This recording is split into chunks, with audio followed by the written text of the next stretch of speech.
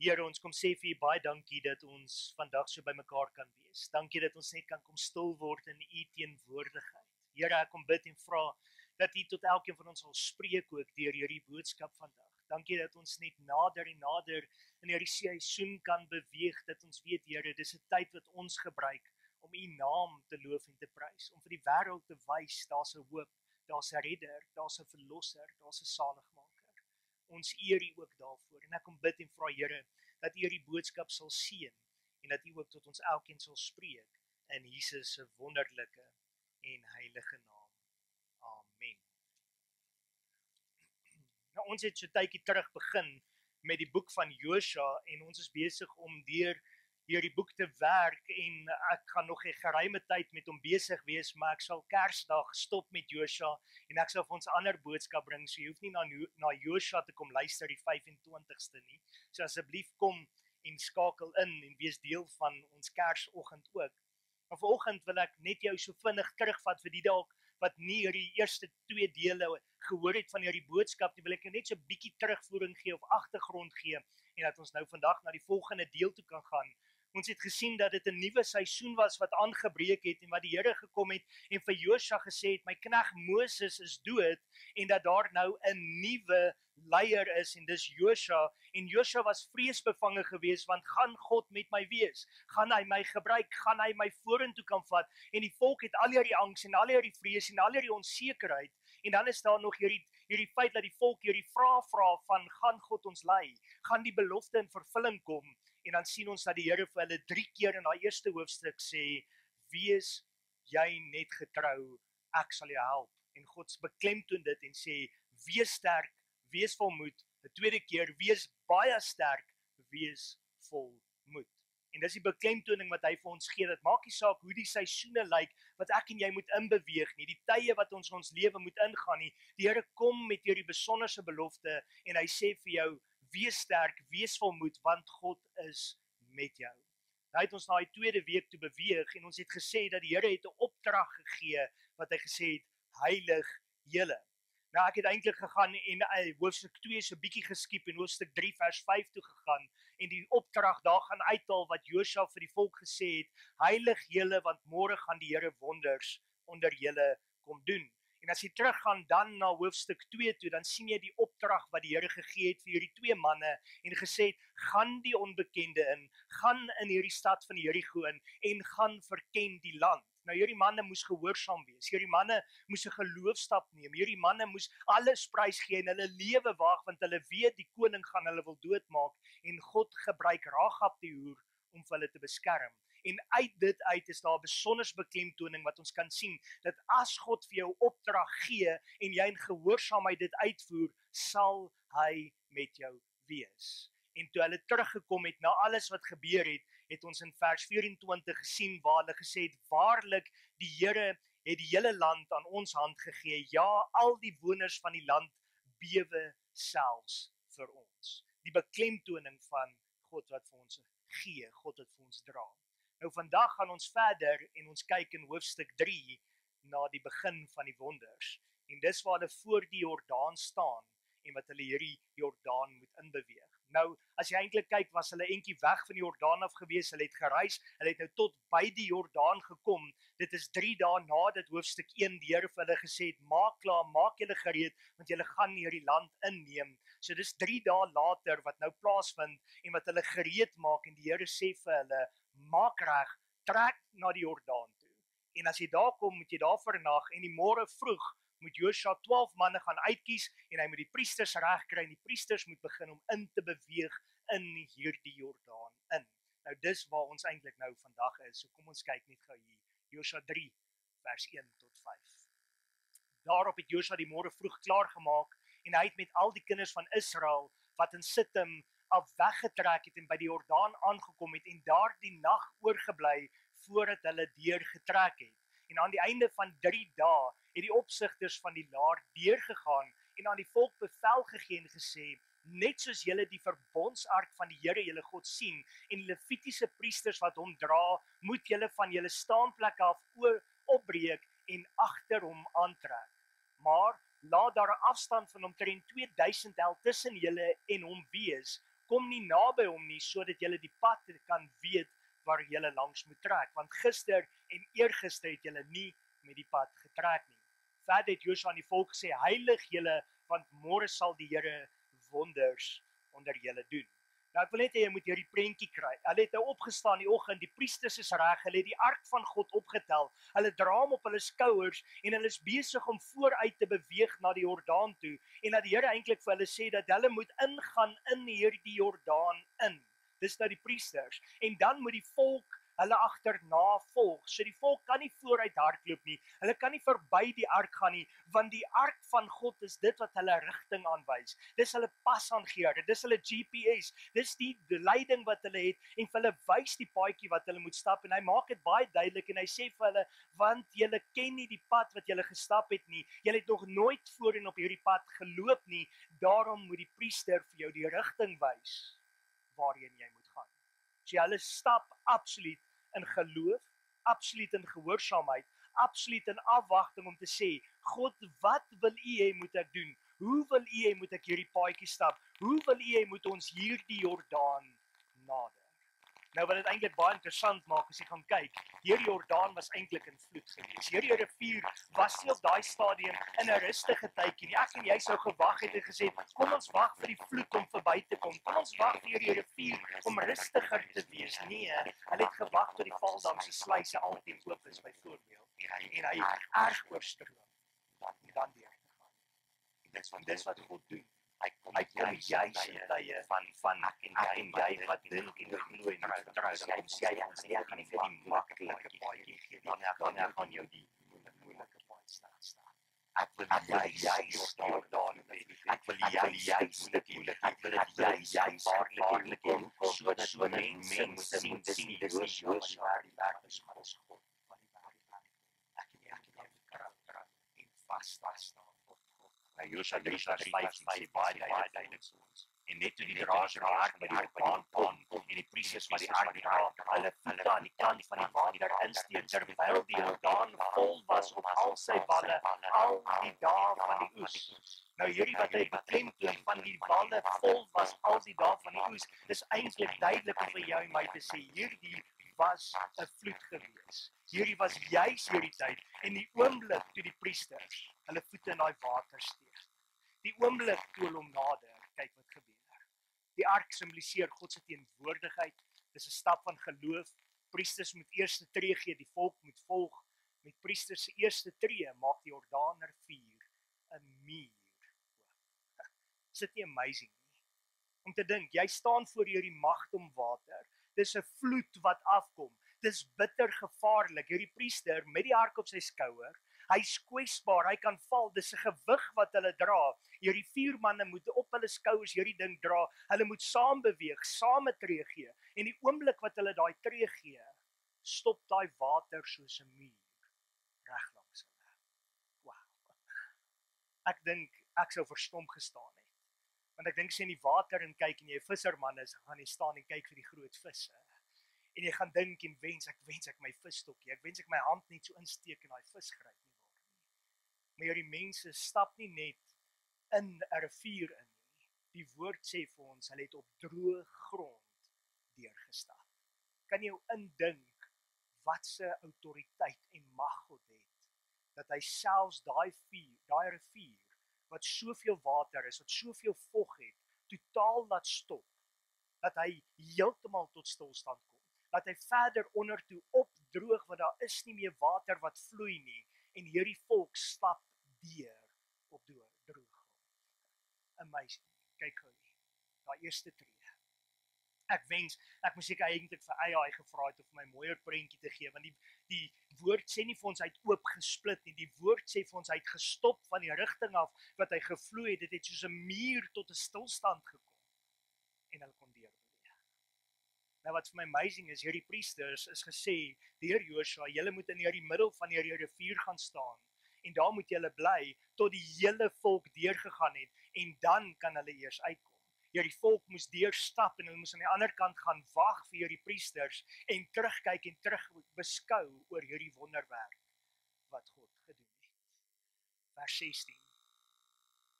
Bly die water staan wat aan die bokant afkom dit het opgery soos een wal, baie ver weg by die stad Adam, wat langs Sartan lê, en wat afstroom na die see van die vlakte. Die Soutsee het heeltemal verdwyn, toe het die volk deurgetrek teenoor Jerigo. Amazing.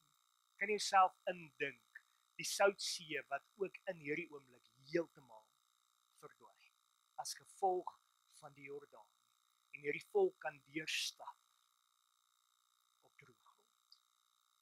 Ek en jy kyk vas in ons omstandighede, ek en jy kyk vas in dinge wat in ons lewens gebeur, en dan dink ons, Here, maar hierdie ding kan ek nie deurkom nie, Here, daar's geen manier nie, en dan kom die Here baie keer, en hy sê vir ons, Daniel, neem net 'n tree van geloof, want die oomblik, as jy in daai water trap, as jy die oomblik daai tree gegee, dan maak die Here vir jou weg, wat bo-natuurlik is. Dis 'n wonder wat God gedoen het, maar wat gebeur? Die vyand kom en hy saai twyfel in jou hart. Hy saai vrees in jou hart, hy saai onsekerheid in jou hart, dan dink ek en jy baie keer, daar's geen manier, daar's geen hoop, daar's geen uitkoms, daar's geen oorwinning nie. En dan sit ek en jy, en ons sit nie daai een voet voor die ander voet nie. En ons bly roep en sê, Here, hoekom gebeur daar nie 'n wonderwerk nie? Hoekom is daar nie uitkoms nie? Hoekom het U my nie kom seën nie? Dan sê die Here, want jy, Daniel Groewe, het nie geglo nie. Jy het nie daai tree van geloof gegee nie. Dis nie aldag maklik om 'n geloof 'n stap te neem nie, maar as die Here vir jou gesê het, gaan, dan gaan jy. Loop, dan loop jy. Staan, dan staan jy. Maar die priesters wat die verbondsark van die Here gedra het onbeweeglik bly staan op droë grond binne in die Jordaan, terwyl die hele Israel op droë grond deurtrek, totdat die hele volk die deurtog deur die Jordaan volëindig het.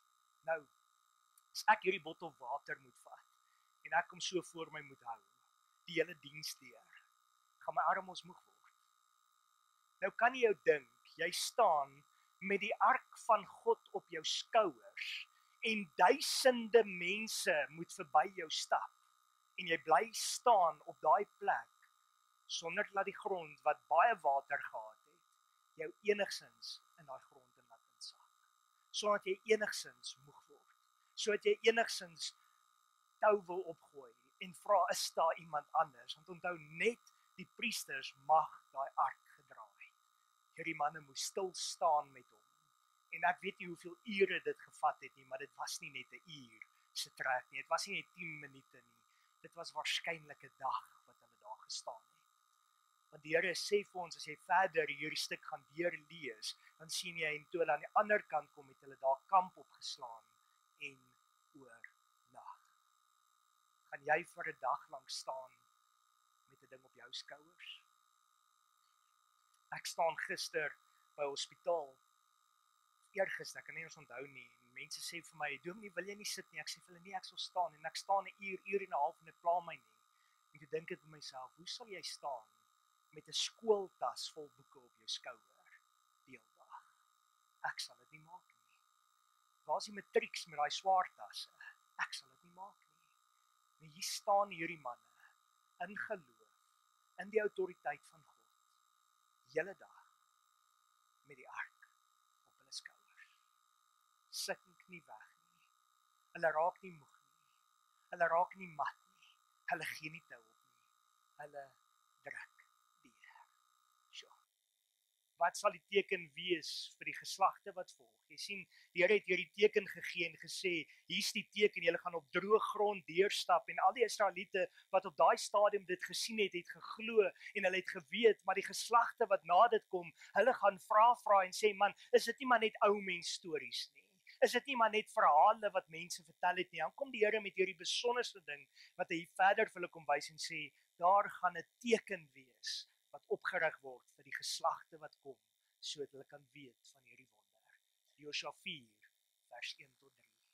En toe die hele volk die deurtog deur die Jordaan volëindig het die Here met Josua gespreek en gesê, neem vir julle uit die volk 12 manne uit elke stam, 1 man, en gee hulle bevel en sê, neem vir julle vandaar uit die middel van die Jordaan, van die plek waar die voete van die priesters was, bly staan het, 12 klippe, en bring dit saam met julle deur en sit dit neer op die slaapplek waar julle vannag gaan oorbly. Nou raak dit vir my baie interessant, want hierdie manne moet staan. Die volk het deurgetrek. Nou sê Josua vir 12 manne, "Ekskuus, ek soek gou 12 manne uit elke stam, gaan gou terug in die Jordaan en gaan haal vir julle elkeen 'n klip daar waar die priesters staan." Nou as ek 'n priester was, is dit net mooi die tyd wanneer ek my gemoed totaal sal verloor het. Nie waar nie? Sê Josua, hulle is nou net deur, ek wil uitkom. En hier kom jy die 12 manne en hulle kom haal 12 klippe. 12 klippe en hulle rig eintlik vir hulle 2 klippilare op. Die eerste een presies daar waar die priesters gestaan het hulle 12 klippe gaan neersit. Jy kan dit gaan lees en die woord sê en dit staan tot vandag toe nog steeds daar in die Jordaan.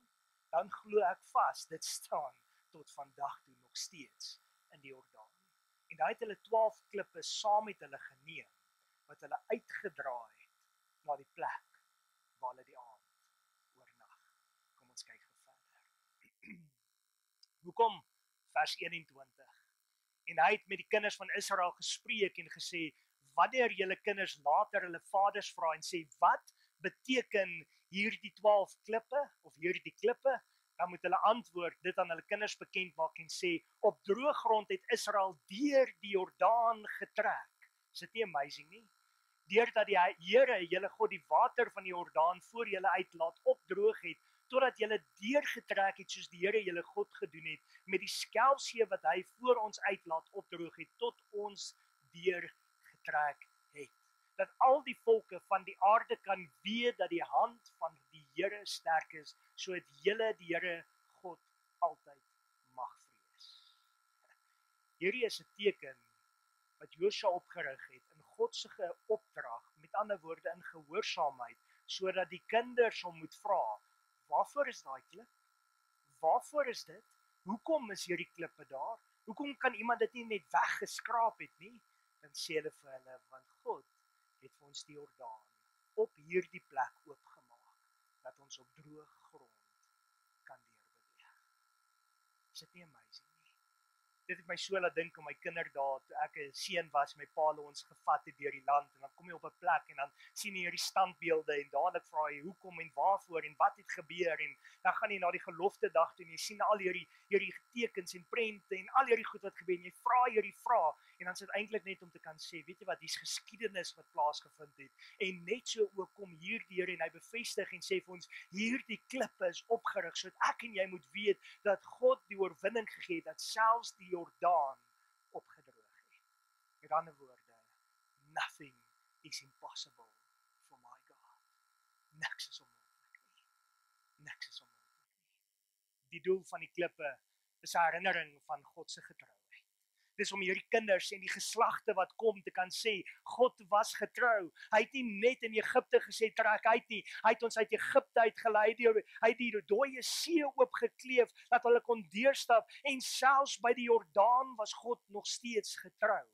En hy sal nog steeds getrou wees. Onthou, die seisoen het verander. Dis nie nou meer die seisoen van, Here gee vir ons manna en gee vir ons net dat dit kan reën op ons en dat ons kan eet nie. Hierdie is nou die seisoen van oorlog waarin hulle moet beweeg. Hulle moet hulle self gereed maak om te veg. Hulle moet hulle self gereed maak om hierdie land in te gaan neem. En God sê vir hulle, sy getrouheid, sy goedheid, sy guns het hulle gelei en sal hulle nog steeds lei. Getuienis van God se krag. Hierdie klip is nie net 'n simbool nie, dit is 'n getuienis om te sê, kyk hoe magtig is God, dat selfs die water hom gehoorsaam is, en selfs die grond hom gehoorsaam is. Ek dink nie ons besef aldag hoe magtig is ons God nie. Ek dink nie ons besef elke dag hoe groot is hierdie Here wat ons dien nie. En as hy vir ons 'n opdrag gee, as hy vir ons sê hy sal voorsien, dan sal hy voorsien. Hy sal vir ons 'n weg oopmaak. Ons moet net glo. Onderwysing vir die volgende generasie. Jy sien, die Here het daar al begin om te sê, die kinders moet geleer word van wat werklik gebeur het. Dit moet van geslag tot geslag in hulle ingeskerp word. En dit gaan nie oor geskiedenis nie, hierdie gaan oor die woord en die werking van God in jou en my lewe. Kom ons kyk verder. Josua 4 vers 24, sodat alle volke van die aarde kan weet dat die hand van die Here sterk is. So, Here, hoekom moes ek deur die Jordaan gaan in my lewe? Here, hoekom moes ek by 'n see kom en twyfel? Here, hoekom moes ek deur pyn in my lewe gaan? Here, hoekom moes ek deur soveel toetse gaan? Here, hoekom moes ons deur soveel beproewings kom? Dan kom die Here en sê, Daniel, hoekom moes dit met jou gebeur? Sodat alle volke van die aarde kan weet dat die hand van die Here sterk is. Want wat het jy daar uitgetel? God's grace. God se genade. Moet dit nooit dink van hierdie proewings en die toetse wat jy deurgaan is sommer maar net nie. God het 'n doel en hy wil vir ander wys hoe magtig is hy. Dis 'n wonderwerk wat op pad is. Bevestig die afhanklikheid van God. God het die weg oopgemaak, die Skelfsee en die Jordaan. God gee die oorwinning in die volk se hand. Hy beklemtoon die belangrikheid van gehoorsaamheid. Ons dink altyd, dis net my ma en my pa en die skooljuffrou wat hamer op gehoorsaamheid. Maar hier kom die woord en sê, weet jy wat? Jy moet jouself heilig, want dan kan God wonders doen. Met ander woorde, wees gehoorsaam. Dien God. En hy gaan vir jou wonderwerk omgee. God behou sy verbond. Die Here het aan Abraham gesê, al hierdie grond wat jy oploop, sal ek aan jou nageslag gee. En as jy na dit kyk, dan dink jy, Here, wat het gebeur van hierdie verbond? Want vandat u daai verbond gesluit het, daai belofte gemaak het, was hierdie volk al 400 jaar in Egipte gewees, en hulle is nou nog 40 jaar in die woestyn, voordat hulle die beloofde land kan inneem. En God sê, als in sy tyd, nie in jou tyd nie, of my tyd nie. As ek iets wil hê, wil ek dit nou hê. Maar die Here kom altyd en sê, nee Daniel, nie nou nie. Nou. Wag 'n bietjie. En daai bietjie kan lank raak. Josef moes 12 jaar in die tronk wees. Moses moes 40 jaar skape oppas. Die Israeliete moes 400 jaar gevangenes wees. Dis een van die plekke waar hulle was. Hulle was op 'n ander plek 70 jaar in ballingskap gewees. Ek en jy moet deur die toetse, deur die beproewings, deur die seer en die moeilike tye van die lewe stoei. Hoekom? Want God wil iets openbaar. En hy wil 'n wonderwerk vir jou kom doen. En as hy die wonderwerk gedoen het, kan mense verstom staan en almal kyk en sê, waarlik, daar's een God in die hemel en een God van die aarde. Soos wat Rahab laasweek gesê het. Hulle kan die nuwe generasie leer en die tekens wys. Is dit nie amazing om eintlik na jou kind toe te kan gaan en vir jou kind te kan leer van die genade van die Here nie? Een van my ou gemeentelede in Potchefstroom bel my die eendag en hy sê vir my, jy moet my nou help want my kind het hierdie geweldige stryd en hy huil verskriklik. En ek sê, wat het julle vir hom gesê? Hulle sê, nee, ons het eenvoudig vir hom gesê, jy moet jou hartjie vir die Here gee. En hy huil en hy skree en sê, ek kan nie my hart vir Jesus gee nie, want as ek hom vir Jesus gee, is ek dood. Ek het my hart nodig.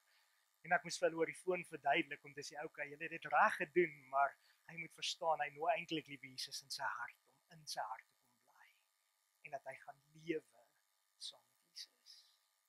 Hier is die groot ding. Gebruik jy die geleenthede om dit vir jou kinders te leer en in te skerp van geslag na geslag? Of doen jy nie? Dit is so belangrik dat ons hulle moet leer en moet help.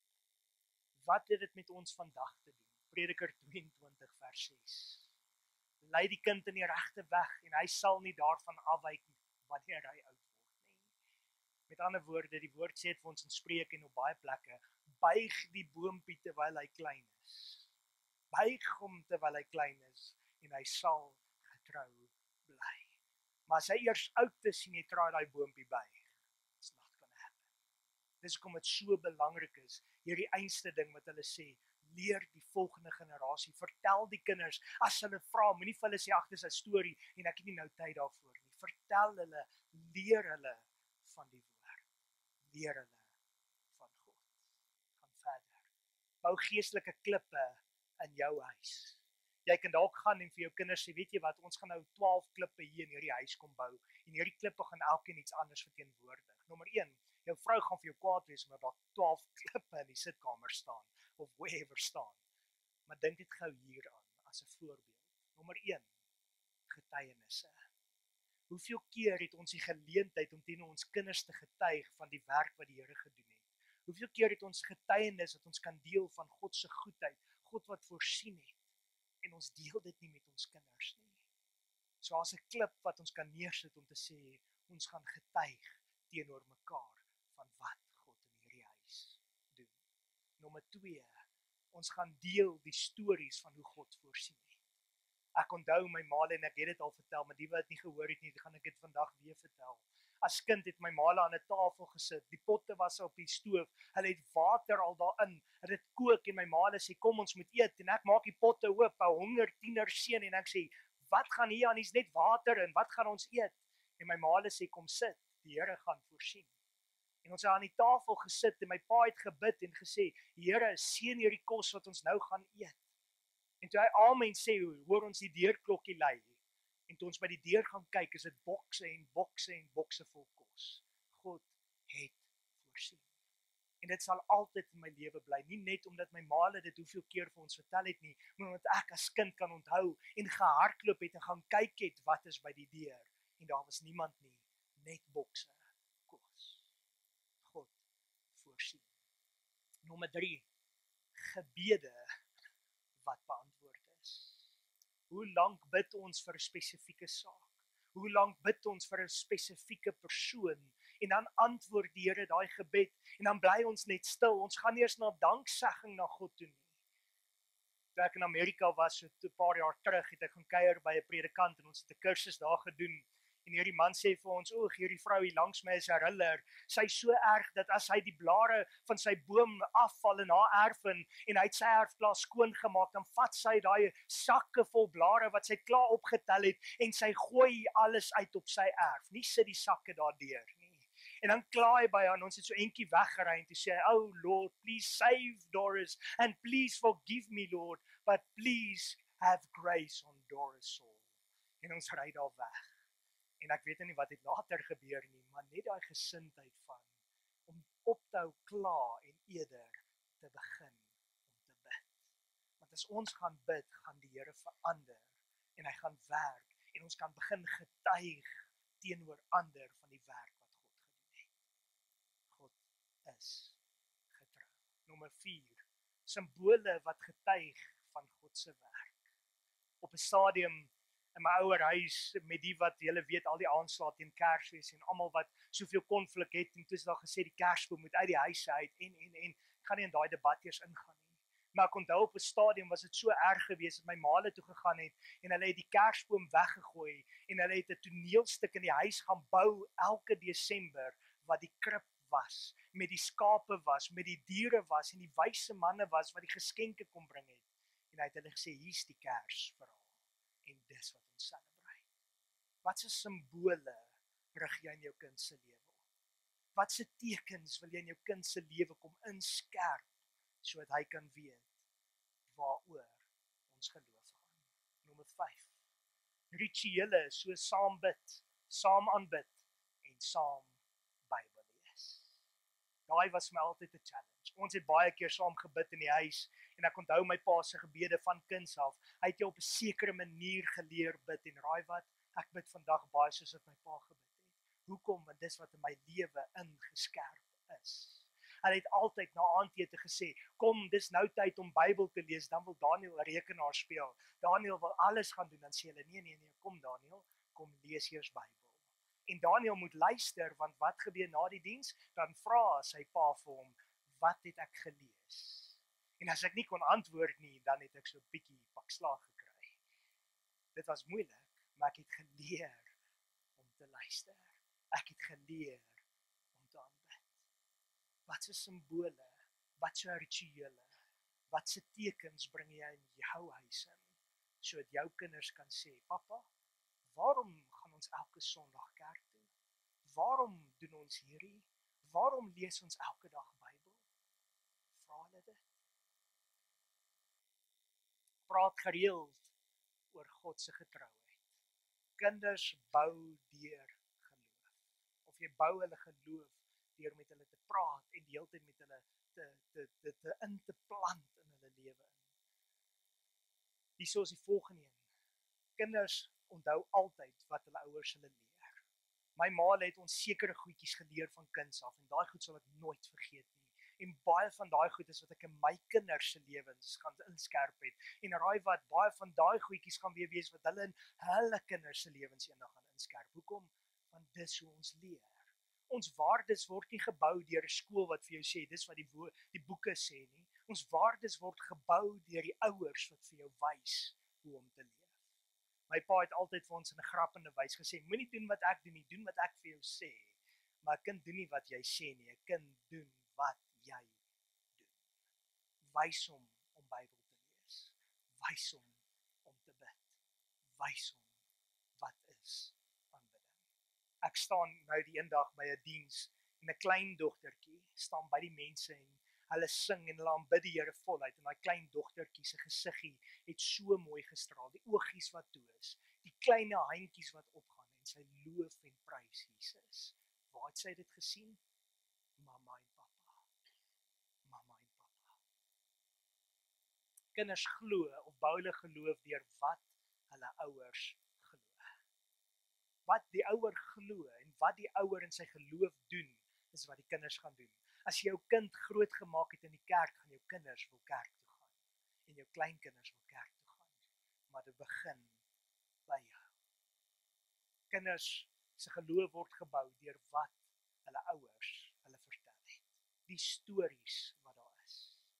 Ons mis dit vandag, want hoekom? Ons sit elkeen met ons selfoon en speel op die foon en ons praat nie meer met mekaar nie. Ons sien dit vandag in restaurante. Ouers en kinders kom daarin en dan elkeen op sy foon nie 'n woord vir mekaar nie. In Amerika is daar 'n restaurant en ek dink hulle moet in alle restaurante doen. As jy instap, moet jy jou selfoon in 'n mandjie sit. Die een wat eerste aan sy foon vat terwyl hulle eet, betaal die rekening. Problem solved. Jy gaan verseker met jou gesin kuier en nie gaan daai foon vat nie. Wat ouers gereeld herhaal. Daar's sekere sê goed. Daar's sekere prentjies, daar's sekere goed wat altyd vir jou oor en oor en oor en oor gesê is. Wat is dit? Die bril waardeur jy jou persepsie vorm. Die bril waardeur jy kyk na die lewe word gevorm deur al hierdie goedjies. En dis hoekom dit so belangrik is dat ek en jy vir ons kinders moet sit en sê, dis hoekom ons dit doen en vir hulle die voorbeeld stel. Skep oomblikke wat die Here kan gebruik. Net soos Israel hulle moes heilig, moet ons stil word voor God, God se stemstuk en wag op die Here. Nou al daai is maklik, stil word voor God is maklik.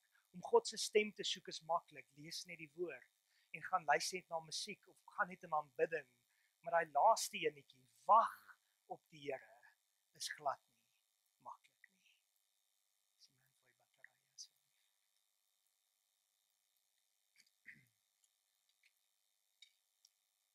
So hier is die groot geheim. Ons wil baie keer altyd net fokus en sê, Here, ons sal die woord luister, ons sal stil word voor U, ons sal bid, ons sal U gaan soek, ons sal op U plek gaan fokus en maar om te wag vir God, om te sê ek sal vir jou voorsien, ek sal vir jou deur oopmaak, ek sal vir jou lei, is nie altyd maklik nie. Dankie Seun. So hier kom die groot ding, wag op die Here en vertrou op hom.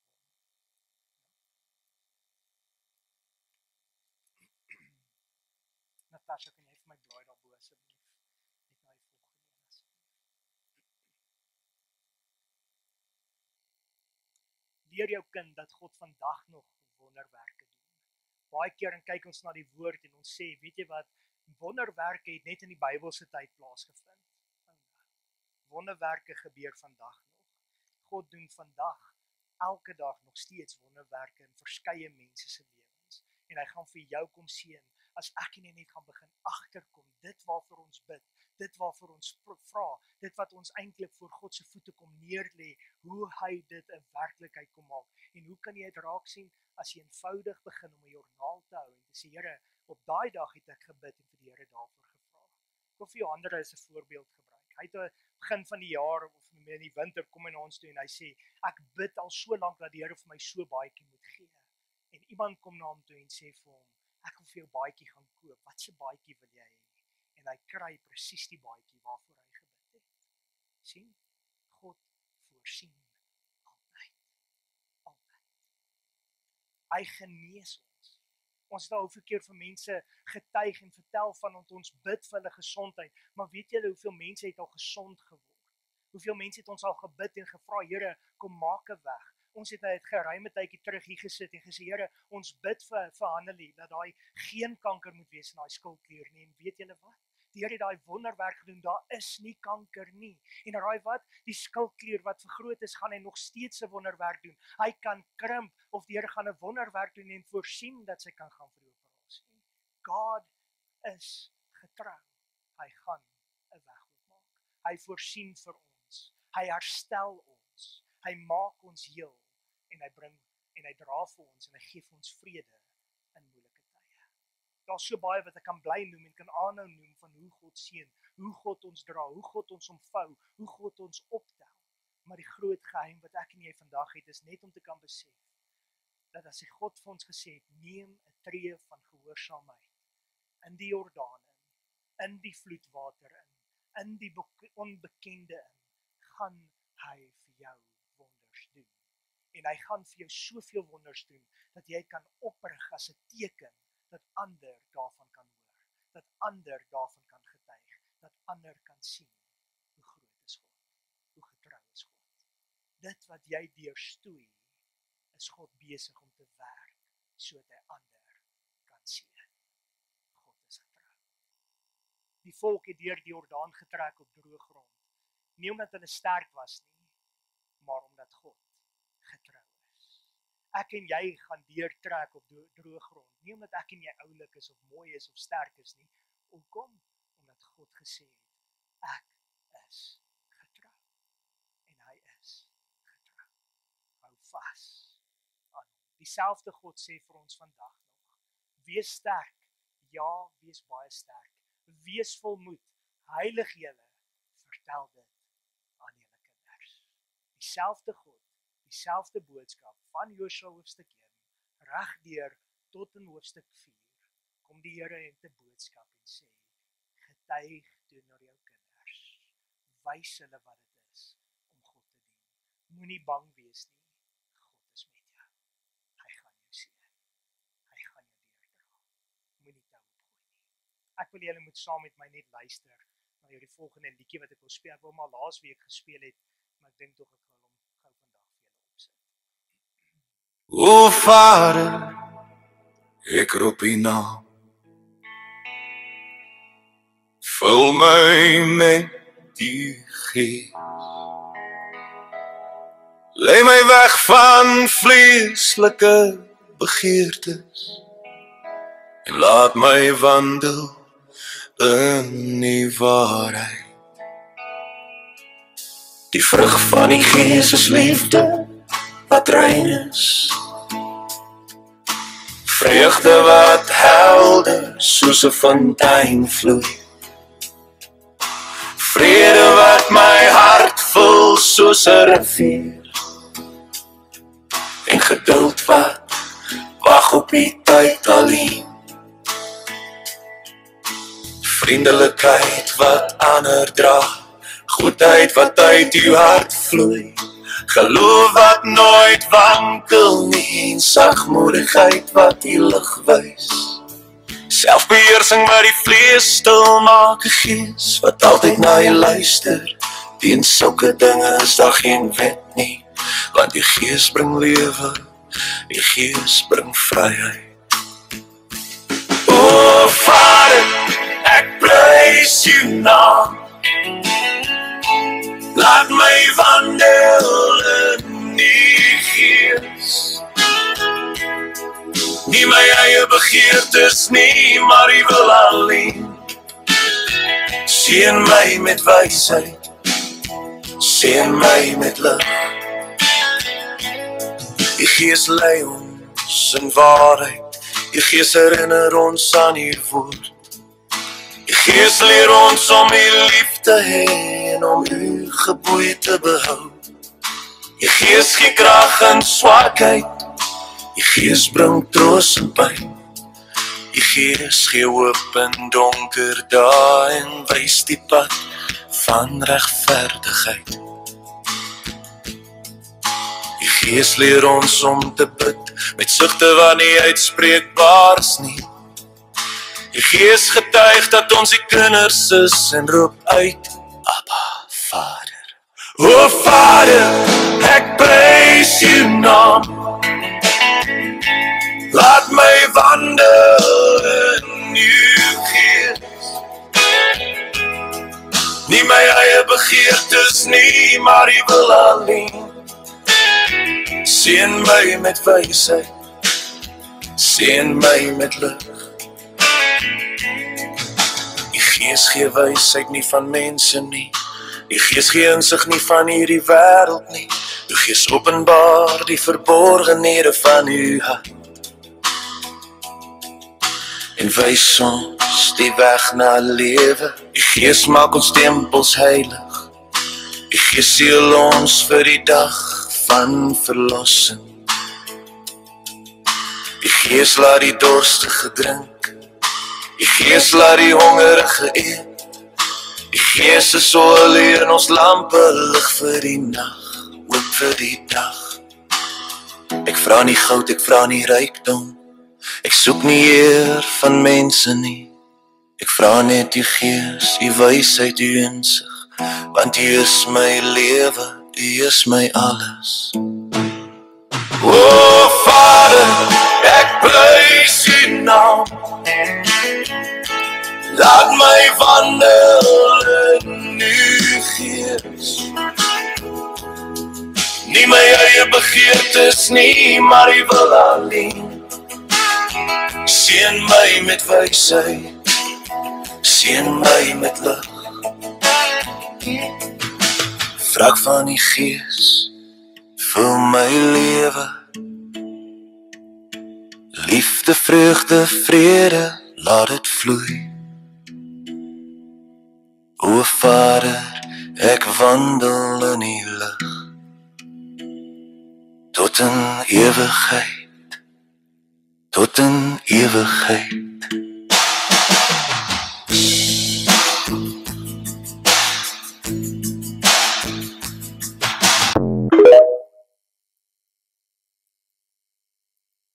Ek wil net afsluit met die volgende woorde. Hoofstuk 5, vers 1. En toe die konings van die Amorite en die ander kant van die Jordaan na die weste was, en al die konings van die Kanaaniete wat by die see woon, hoor die Here die water van die Jordaan voor die kinders van Israel uit laat opdroog het, totdat hulle deurgetrek het, het hulle hart versmelt, en was daar in hulle geen moed meer vanweë die kinders van Israel nie. Dis wat gebeur as God 'n wonderwerk vir jou kom doen. As hy begin werk, dan kyk mense en hulle harte smelt en hulle sê, Here, ons het geen hoop behalwe by U nie. En mense kom na God toe as gevolg van sy werke. Daarom is daar hoop. Ons gaan volgende week aan, dan kyk ons vanaf vers 2 in hoofstuk 5. Kom ons bid saam. Here, ons kom sê vir U baie dankie. Dankie dat ons kan sien hoe groot en almagtig U is. Dankie dat ons kan weet, Here, dat U selfs vir die Jordaan kan sê, stop. En hy maak soos 'n soliede muur en die mense kan op droë grond deurtrek. Ons eer U daarvoor. En maak nie saak wat se Jordaan ons het nie. Maak nie saak wat se siekte ons het nie. Maak nie saak wat se kwaal of vrees of onsekerheid ons het nie. Ons weet dat U gaan 'n wonderwerk kom doen. Want U is 'n God van wonders. Ek kom bid en vra dat U ons elkeen sal seën en sal kom toedek onder U kosbare bloed en dat U ons hierdie week sal dra en veilig weer by mekaar sal bring. In Jesus naam.